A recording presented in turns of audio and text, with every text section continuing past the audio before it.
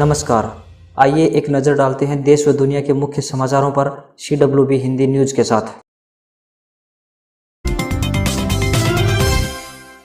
प्रदेश सरकार ने बिजली उपभोक्ताओं को बिल भरने के लिए राहत दी है। बिजली मंत्री रणजीत सिंह ने सोमवार को बताया कि घरेलू बिजली कनेक्शन के बिल भरने पर 3 महीने की छूट दी गई है। उपभोक्ता चाहे तो बिल भरें या ना चाहे तो न भरें। विभाग द्वारा किसी तरह की कोई कार्रवाई अमल में नहीं लाई जाएगी। उपभोक्ताओं से किसी तरह का सरचार्ज भी वसूला नहीं जाएगा, मात्र बेसिक बिल भरना होगा। इंडस्ट्रीज के कनेक्शन पर भी उपभोक्ता को कई प्रकार की छूट दी गई है। बिजली मंत्री ने कहा कि उन्होंने औद्योगिक इकाइयों के लिए दिए जाने वाले इंडस्ट्री कनेक्शन में भी छूट दी है। उन्हें आसान किस्तों में बिल भरने की सुविधा दी गई है। वे 6 आसान किस्तों में बिल भर सकते हैं। वहीं केंद्रीय बिजली मंत्रालय भी बिजली क्षेत्र के लिए पहले ही राहत पैकेज की घोषणा कर चुका है।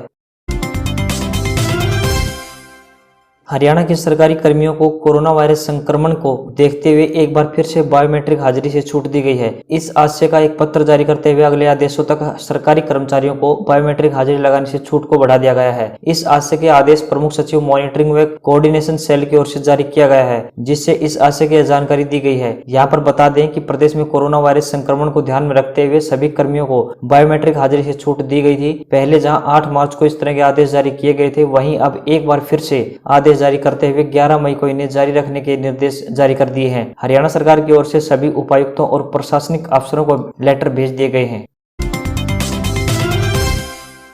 प्रशासन ने अब तक 1200 से अधिक फैक्ट्रियों को चलाने की अनुमति दे दी है। सोमवार को इनमें से कई फैक्ट्रियों में उत्पादन शुरू हो गया है। इनमें भी औसत 30% कर्मचारी ही वापस लौटे हैं। हालांकि यह संख्या बहादुरगढ़ औद्योगिक क्षेत्र के रुतबे के सामने कुछ भी नहीं है। वैसे 50% फैक्ट्रियां अगले एक सप्ताह में और चलने लगेंगी। कोरोना संकट के चलते बीते 50 दिनों से बंद औद्योगिक क्षेत्र में बहुत कुछ बदल गया है। फैक्ट्रियों के बाहर चहलकदमी तो जरूर शुरू हो गई है, लेकिन रौनक नहीं है। कोरोना की मार और लॉकडाउन के बीच बहादुरगढ़ में उद्योगों के पहिए घूमने लगे हैं। इससे कामगारों को रोजगार मिल रहा है और राज्य में अर्थव्यवस्था सामान्य होने की उम्मीद बढ़ी है। फुटवेयर इंडस्ट्री में भी काम शुरू हो गया है। अन्य फैक्ट्रियों में भी उत्पादन शुरू हो गया है। बता दें कि बहादुरगढ़ के औद्योगिक क्षेत्रों में छोटी बड़ी कुल 5000 से अधिक औद्योगिक इकाइयां हैं। इनमें 1 लाख से अधिक कर्मचारी और श्रमिक प्रत्यक्ष रूप से काम करते हैं। हजारों लोग फैक्ट्रियों में काम करने वालों की बदौलत तरह तरह की दुकानों में अप्रत्यक्ष रूप से रोजगार पाते हैं। उद्योगों में काम शुरू होने से श्रमिकों में उम्मीद जगी है और उनके अपने प्रदेश लौटने का रुझान कम होने लगा है। हालांकि फैक्ट्रियों ने अभी पूरी क्षमता से उत्पादन शुरू नहीं किया है, लेकिन प्लांट्स को प्रोसेसिंग में लाकर श्रमिकों को काम देकर उन्हें आर्थिक मंदी से बचाने की कोशिश की जा रही है। हरियाणा सरकार ने कैदियों व बंदियों की पैरोल उनके पहले आत्मसमर्पण की तिथि से 6 सप्ताह और बढ़ाने का निर्णय लिया है। यह निर्णय उन सभी कैदियों व बंदियों पर लागू होगा जिनकी पैरोल 20 अप्रैल 2020 को हुई बैठक में 3 सप्ताह के लिए बढ़ाई गई थी। जेल मंत्री ने बताया कि मौजूदा हालात के मद्देनजर आंतरिक जमानत, पैरोल, फरलो आदि से वापस आने वाले कैदियों व बंदियों के लिए कोविड जाँच तथा 14 दिन के लिए क्वारंटाइन करना अनिवार्य किया गया है। उन्होंने बताया कि आपात आधार पर छुट्टी के बाद जेलों में लौटने वाले विभाग के कर्मचारियों को भी अनिवार्य रूप से कोविड जाँच करवानी होगी। ऐसे कर्मचारियों को कोविड जांच रिपोर्ट नेगेटिव आने और जेल के चिकित्सा अधिकारी से फिटनेस रिपोर्ट मिलने के बाद ही नियमित ड्यूटी ज्वाइन करने की अनुमति दी जाएगी। रणजीत सिंह ने बताया कि देश भर में बढ़ रही कोविड संक्रमितों की संख्या और सर्वोच्च न्यायालय के निर्देशों के बावजूद यदि ऐसी स्थिति में पैरोल या आंतरिक जमानत पर छोड़े गए लगभग 4000 कैदी व बंदी वापस जेलों में आते हैं तो यह एक बड़ा जोखिम होगा। इतनी बड़ी संख्या में कैदियों व बंदियों के वापस आने से कोविड संक्रमण का जोखिम बढ़ जाएगा और इससे उन्हें पैरोल व जमानत पर छोड़े जाने का पूरा उद्देश्य व्यर्थ हो जाएगा। इसलिए सरकार ने इन कैदियों व बंदियों की पैरोल उनके पहले आत्मसमर्पण की तिथि से 6 सप्ताह और बढ़ाने का निर्णय लिया है।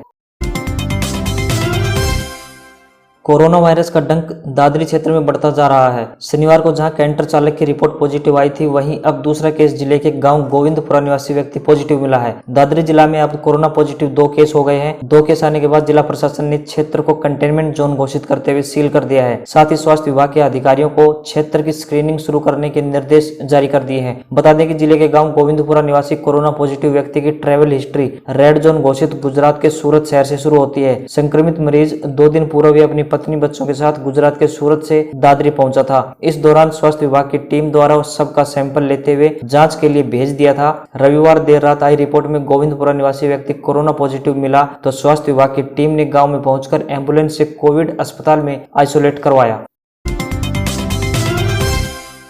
दिल्ली से 15 जोड़ी विशेष ट्रेनों के शुरू होने के बाद अब दिल्ली मेट्रो की सेवाएं भी जल्द शुरू हो सकती हैं। दिल्ली मेट्रो ने ऐसे संकेत दिए हैं। दिल्ली मेट्रो ने एक ट्वीट में कहा है कि मेट्रो स्टेशनों में विशेष रूप से प्रशिक्षित हाउसकीपिंग स्टाफ रखे गए हैं जो पैसेंजर मूवमेंट एरिया को साफ करेंगे। डीएमआरसी के मुताबिक मेट्रो की सेवाएं शुरू होने पर सुरक्षित मूवमेंट के लिए मेट्रो परिसर में मौजूद मशीनों जैसे एएफसी गेट, लिफ्ट, एस्केलेटर्स इत्यादि की सफाई के लिए विशेष स्टाफ नियुक्त किए गए हैं। दिल्ली में 22 मार्च से ही मेट्रो सेवाएं बंद हैं। 22 मार्च को प्रधानमंत्री नरेंद्र मोदी ने जनता कर्फ्यू की घोषणा की थी। इसके साथ ही मेट्रो सेवाओं का परिचालन बंद कर दिया था। इसके बाद 25 मार्च को पीएम मोदी ने 3 सप्ताह के लिए लॉकडाउन की घोषणा की थी। इसके बाद से अब तक दिल्ली मेट्रो पूरी तरह से ठप है। दिल्ली मेट्रो की आवागमन व्यवस्था राजधानी के लिए लाइफलाइन मानी जाती है। अब जब लॉकडाउन में धीरे धीरे ढील दी जा रही है तो मेट्रो की सेवाएं भी खोलने पर विचार किया जा रहा है। अब दिल्ली मेट्रो मौजूदा आकलन के आधार पर 18 मई के लिए अपनी तैयारियां कर रहा है ताकि अगर सरकार की तरफ से आदेश मिले तो मेट्रो सेवा को शुरू किया जा सके। इसलिए दिल्ली मेट्रो ने स्टेशनों को साफ करने का काम शुरू कर दिया है।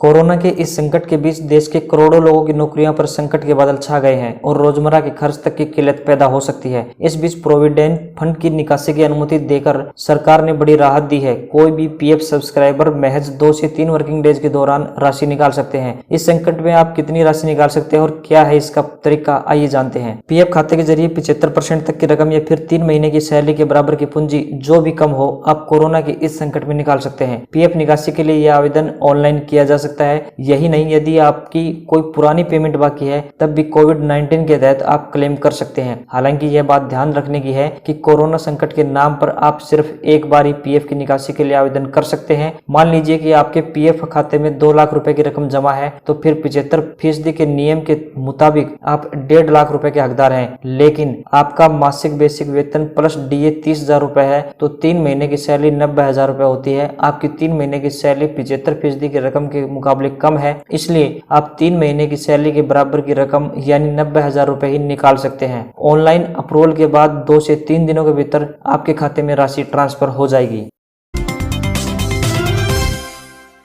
रेलवे रिक्रूटमेंट बोर्ड जल्दी ही आरआरबी एनटीपीसी की भर्ती के लिए होने वाले आरआरबी एनटीपीसी सीबीटी 1 एग्जाम का एडमिट कार्ड जारी कर सकता है। एडमिट कार्ड जारी होने के बाद कैंडिडेट्स अपना एडमिट कार्ड आरआरबी एनटीपीसी की आधिकारिक वेबसाइट rrbcdg.gov.in से डाउनलोड कर सकेंगे। टेस्ट ऑब्जेक्टिव होगा। इसमें कुल 100 प्रश्न पूछे जाएंगे जिसमें से 40 नंबर जनरल अवेयरनेस, 30 मैथ्स और 30 नंबर की रीजनिंग और जनरल इंटेलिजेंस के होंगे। उम्मीदवारों को बता दें कि पेपर में नेगेटिव मार्किंग भी होगी। प्रत्येक गलत जवाब के लिए 1/3 नंबर काटा जाएगा। एनटीपीसी सीबीटी 1 के एडमिट कार्ड आधिकारिक वेबसाइट पर जारी किए जाते ही इसकी सूचना उम्मीदवारों को उनके रजिस्टर्ड मोबाइल नंबर तथा ईमेल आईडी पर मिल जाएगी। वे सभी छात्र जिन्होंने इस परीक्षा में शामिल होने के लिए अपना आवेदन किया हुआ है वे अपने मोबाइल नंबर और ईमेल को समय समय पर चेक करते रहें। आरक्षित कैटेगरी के उम्मीदवारों को इस बात का ध्यान रखना होगा कि डॉक्यूमेंट वेरिफिकेशन के समय जाति प्रमाण पत्र प्रस्तुत करना अनिवार्य होगा। अब खबर पड़ोसी देश नेपाल से। लिपुलेख और कालापानी मुद्दे पर भारत और नेपाल के रिश्तों में फिर से तनाव नजर आने लगा है। नेपाल ने भारत को चीन से जोड़ने वाली सड़क परियोजना को लेकर कड़ी नाराजगी जताई है। वहीं काठमांडू में स्थित भारतीय दूतावास के सामने नेपाली लोगों ने जमकर विरोध प्रदर्शन भी किया। सोमवार को नेपाली विदेश मंत्रालय ने भारतीय राजदूत को तलब कर आधिकारिक विरोध ज्ञापन सौंपा। नेपाली विदेश मंत्रालय ने ट्वीट कर बताया कि विदेश मंत्री प्रदीप कुमार ग्यावली ने नेपाल में भारतीय राजदूत विनय मोहन क्वात्रा को साथ बैठक कर सीमा मुद्दों पर नेपाल की स्थिति से अवगत कराया और एक राजनयिक नोट भी सौंपा। जिस सड़क को लेकर विवाद है उसका उद्घाटन शुक्रवार को भारत के रक्षा मंत्री राजनाथ सिंह ने एक वीडियो लिंक के जरिए किया था। 17,000 फुट की ऊंचाई पर सामरिक रूप से महत्वपूर्ण 80 किलोमीटर लंबी यह सड़क उत्तराखंड में धारचूला से लिपुलेख दर्रे को जोड़ती है। इस सड़क के बनने से कैलाश मानसरोवर यात्रा में भी तीर्थ यात्रियों को सहूलियत मिलेगी। लिपुलेख दर्रा नेपाल के पश्चिम में भारत में लगी सीमा पर विवादित क्षेत्र कालापानी के निकट स्थित है। भारत और नेपाल दोनों ही देश कालापानी को अपना अभिन्न अंग मानते हैं। भारत इसे उत्तराखंड के पिथौरागढ़ जिले का जबकि नेपाल धारचूला जिले का हिस्सा मानता है। चीन में कोरोना वायरस महामारी के दूसरे दौर की शुरुआत की आशंका बढ़ गई है। कोरोना वायरस के पहले केंद्र वुहान और उत्तर पूर्व जिलिन प्रांत में 24 घंटों में कोरोना के केस गुच्छों में मिलने के बाद चिंता बढ़ गई है। चीन ने कोरोना वायरस संक्रमण पर काबू पा लिया था और इसके बाद यहाँ जिंदगी पटरी पर लौटने लगी थी। स्कूल और बाजार खुल गए थे और सड़कों पर चहल पहल बढ़ गई थी। लेकिन एक बार फिर यहाँ कोरोना के केस समूहों में मिलने लगे हैं और इससे संक्रमण के दूसरे दौर की शुरुआत के तौर पर देखा जा रहा है। हुबेई प्रांत के वुहान शहर में सोमवार को 5 नए केस मिले। रविवार को भी एक व्यक्ति कोरोना पॉजिटिव पाया गया था। अप्रैल के पहले सप्ताह के बाद यह कोरोना का पहला मामला था। रविवार से अब तक वुहान में 6 लोग कोरोना संक्रमित मिल चुके हैं। सोमवार को इस इलाके में इमरजेंसी रिस्पांस लेवल को लो से बढ़ाकर मीडियम कर दिया गया है। आसपास के करीब 5000 लोगों की न्यूक्लियस एसिड टेस्ट के जरिए स्क्रीनिंग की जाएगी। अगली खबर शेयर मार्केट से। सप्ताह में आज कारोबार के पहले दिन बाजार गिरावट के साथ बंद हुआ। सुबह सेंसेक्स 387.64 अंक ऊपर और निफ्टी 96.65 पॉइंट ऊपर खुला। ट्रेडिंग के आधा घंटा बाद ही बीएससी सेंसेक्स 658.88 अंक से भी ऊपर जाने में कामयाब रहा, लेकिन आखिरी घंटे में सेंसेक्स फिसल गया। कारोबार के अंत में सेंसेक्स 81.48 अंक नीचे 31,561.22 पर और निफ्टी 12.30 पॉइंट नीचे यानी 9,239.20 पर बंद हुआ।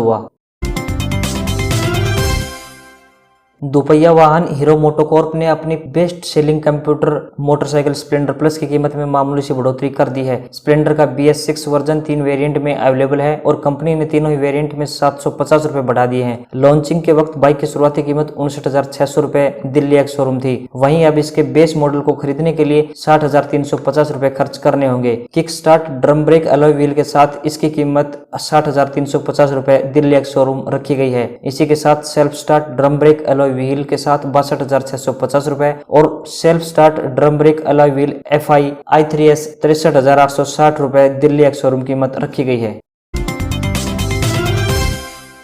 चीनी कंपनी रियलमी ने भारतीय बाजार में अपनी नार्जो 10 सीरीज को लॉन्च कर दिया है। सीरीज में 2 मॉडल नार्जो 10 और 10A शामिल हैं। फोन की शुरुआती कीमत 8,499 रुपए है और दोनों ही फोन सिंगल वेरिएंट में लॉन्च किए गए हैं। सीरीज को पहले 26 मार्च को लॉन्च किया जाना था, लेकिन लॉकडाउन की वजह से डेट आगे बढ़ानी पड़ी। कंपनी ने रियलमी नार्जो 10 को सिंगल वेरिएंट 4GB रैम और 128GB स्टोरेज में लॉन्च किया है। इसकी कीमत 11,999 रुपए रखी गई है। यह थॉट ग्रीन और थॉट व्हाइट कलर में अवेलेबल है। रियलमी नार्जो 10A भी 3GB रैम और 32GB स्टोरेज वाले सिंगल वेरिएंट में लॉन्च किया गया है। इसकी कीमत 8,499 रुपए रखी गई है। यह शो ब्लू और शो व्हाइट कलर में अवेलेबल है। रियलमी नार्जो 10 पहली सेल 18 मई दोपहर 12 बजे से शुरू होगी, जबकि नार्जो 10A की पहली सेल 22 मई दोपहर 12 बजे से शुरू होगी। दोनों मॉडल को फ्लिपकार्ट और realme.com से खरीदा जा सकेगा। ऑफर्स के बारे में फिलहाल कंपनी ने कोई सफाई नहीं दी है। अब खबर आज के इतिहास की। 1459 जोधपुर की स्थापना हुई। 1926 पश्चिम बंगाल के 21वें राज्यपाल वीरेंद्र जी शाह का जन्म हुआ। 1945 भारत के 37वें मुख्य न्यायाधीश KG बालकृष्णन का जन्म हुआ। 1954 राजनीतिज्ञ एवं तमिलनाडु के 13वें मुख्यमंत्री के पलानीस्वामी का जन्म हुआ। 1989 भारतीय महिला क्रिकेट खिलाड़ी शिखा पांडे का जन्म हुआ। 1993 हिंदी कवि शमशेर बहादुर सिंह का निधन हुआ।